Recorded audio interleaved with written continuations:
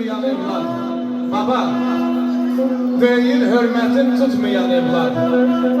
Yarımsız menzilde qalar deyirlər.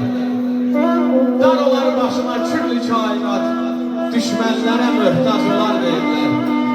Hərəkət çəksə böyüklərin cəbası, sürəcək dünyasını zövq səfası. Yəni şair burada nə demək istəyir?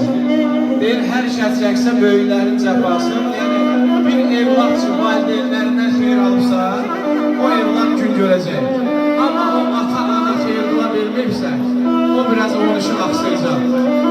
Hərəkət çəksə böyüklərin cəbasını, sürəcək dünyanın zövq səfasını. Fərsiz evlad öz ata-anasını sanılmaz dərdlərə salar deyirlər. Əhməd, el qədrini bilməyən aşır, elin xeyrinə şərinə gəlməyən aşır, xalq ilə ağlayıb gülməyən aşır, alıb qəm sazını çalar deyirlər aşır.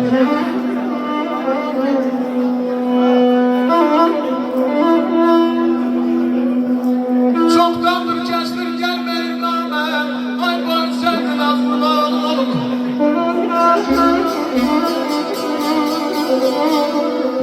Çoxdandır kəsdir gəlməyir namə, ay boy səndin az qurban olum. Gözləri yollarda intizaram, mən sevgi belə olmaz qurban olum. Mən bu masada